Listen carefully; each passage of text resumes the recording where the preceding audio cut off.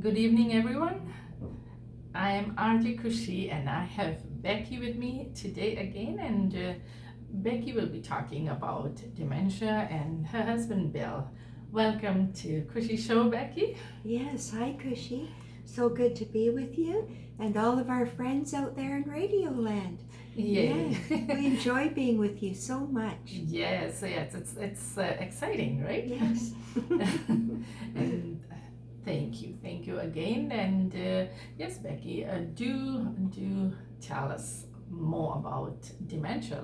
Well, I think it's good to just go in there because a lot of people relate to that. There is Yes. family and friends that have dementia and they Yeah. don't know much, and it's so hard. It's such a difficult thing to go through. So Yeah. let's talk about it. Yes. Yes. Well, I'd like to dedicate this time to my husband Bill McCaffrey, who has dementia, and he was diagnosed probably about 10 years ago, and he's been living in care for about 8 years ago. Yes, I saw some cognitive changes before that time. That means kind of problems with processing his thinking and even his actions. He is a retired teacher, and he retired okay, but then he had difficulty with things like dressing, showering, all those things that he normally could do no problem. And then also with driving, he was so frightened when he was driving. And then one day he had a fright when someone drove behind him suddenly, and he just stopped the car and he said, "Becky, you have to drive now. I can't drive anymore." And I never even asked him, but he never wanted to drive the car again. Yeah. Wow.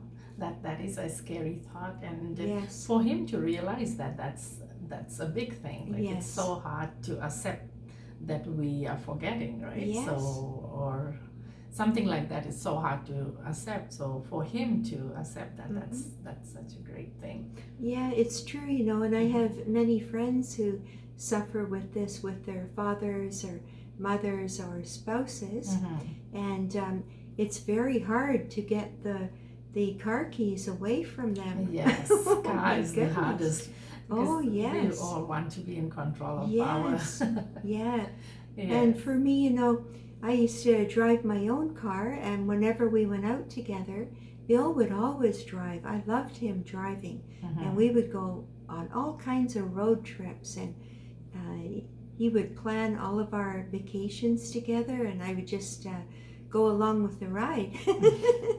Yes, then you have to take over. That is hard. Yeah, right? it's a huge thing, a shift in our relationship where I had to become more of the dominant one, planning things and doing things. So dementia, it affects you mentally and physically, socially, spiritually, and every single way, financially for many people. Every single area of their life is affected. Majorly with relationships, right? Yes, it's true. Yes. Yeah, with Bill's kind of dementia, he has frontal and temporal lobe dementia. And in that kind of dementia, or I'll just speak about Bill, he's very much able to still recognize people as who they are, call them by name, so he can still be attached to people.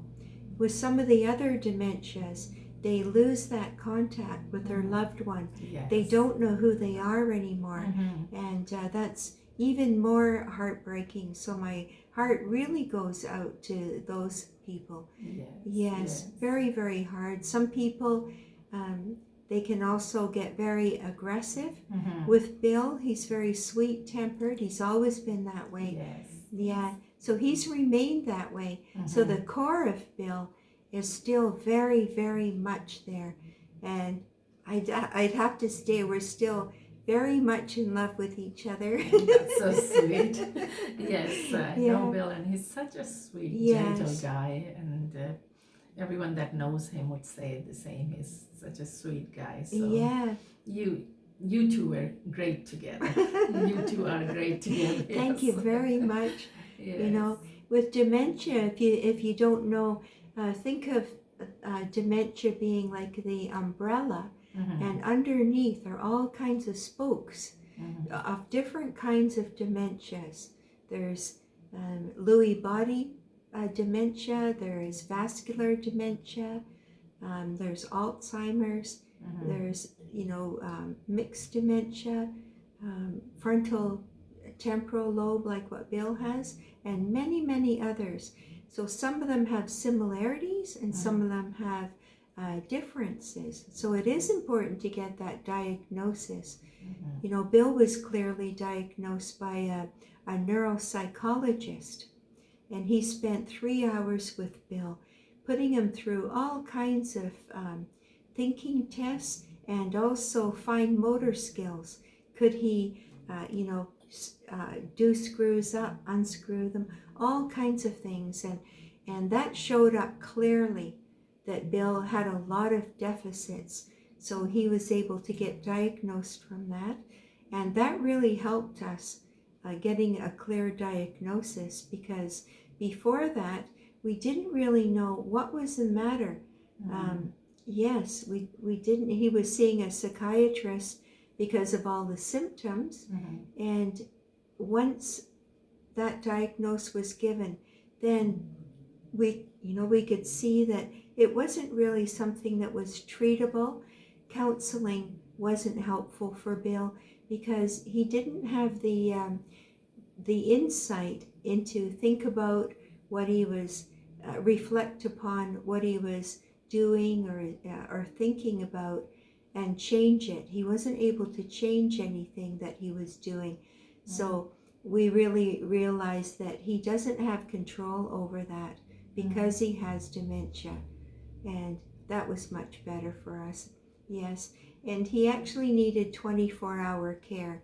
He couldn't be left alone.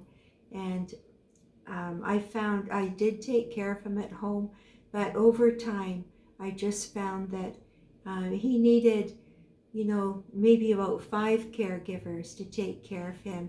And I knew that it was just too much for me now. So plus when he's alone at home, you won't be able to leave him alone, right? Not at all. Yeah. And plus he would be up in the night because he would mix up his days and his nights. Right. So he would be up wandering at night and calling out for me.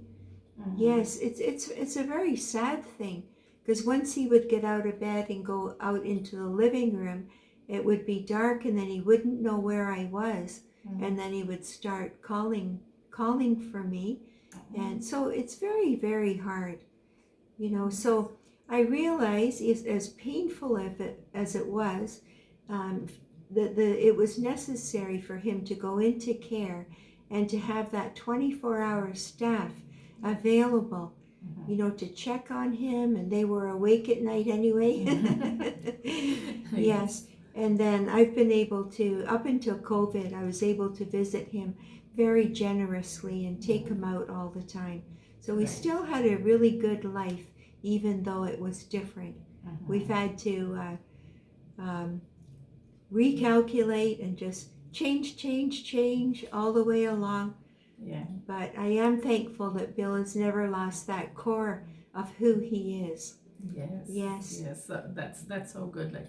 At least he remembers you and the children. It would have been very hard if he doesn't remember. Some of them don't remember. So. No. And at the same time, I think a lot of families find it hard to send their loved ones to care facilities, but it is best for them if they are not able to do well at home. Yes, I think especially as we get older, if we are the spouse, oftentimes, we have back problems or different things in our own bodies, and we're just not able to do the lifting.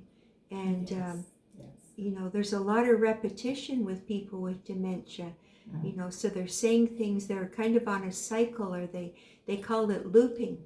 So they'll say the same thing continually, and that can be a very difficult strain on any family member. Yes. Yes.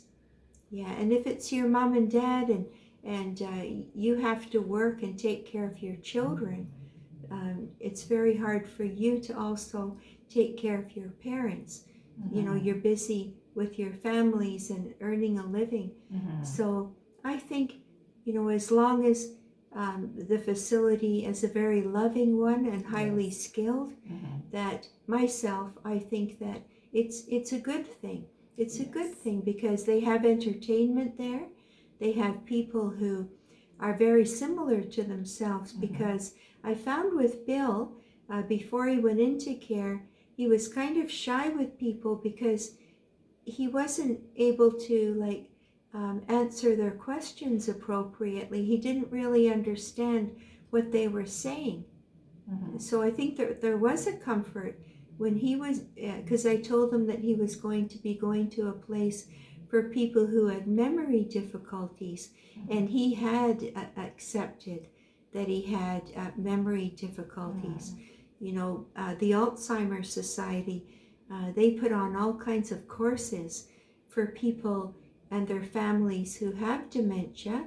So Bill and I took all of those courses, and one of them was, you know, for people themselves. The spouse could go too, but one of the ladies, the facilitator, said, you know, you may have dementia, but it's not your fault. So when we came out of that meeting, I said, honey, do you understand that you have dementia? And he said, yes, but it's not my fault. Yes, probably sometimes they think it is their fault because they can't remember or they can't do something. No. That is sad. That's very sad. Yes. Yeah, it is a journey of sadness. Yes. You know, and the Alzheimer's Society, they have support groups too, which I really believe in support groups. Yes, yes. So, you know, I would say that if you're going through that, contact the Alzheimer's Society. There's different units around. There's one in White Rock, where I am in BC, and they were just such a blessing to me in the early days, before Bill went into care, and also afterwards. Although I would only go the occasional time afterwards. Yes. Yes, I think it is difficult to have someone go in the care home, but if all the family members can visit. Like during COVID, it was hard that we couldn't visit, but when it's open and family members are allowed to visit, I think it's very important for family members to visit and keep in touch and let them know that you are there. Doesn't matter if they're at a care home, but you are there with them all the time, right?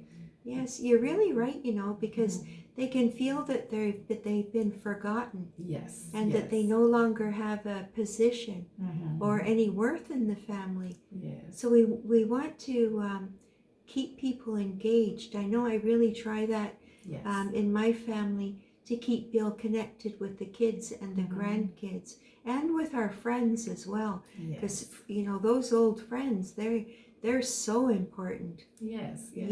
They already lost their home, like they are not living at home, and then if they lose all the connections, that would get even harder, right? It is. Yes. Yeah. And anything else you want to share before? I just want to thank all of the staff in our hospitals and in our care facilities, in group homes, in all kinds of battered women's homes, all kinds of places where the staff are just so loving, and they're putting themselves at jeopardy by going to work during this COVID time. And I want you to know how much we appreciate you. You know, the care staff, housekeeping, dietary, recreation, every single person is so appreciated. So thank you very, very much. Yes, we don't appreciate the staff, the frontline workers that much. We never used to, I think, till COVID came, and then we realized how hardworking they are.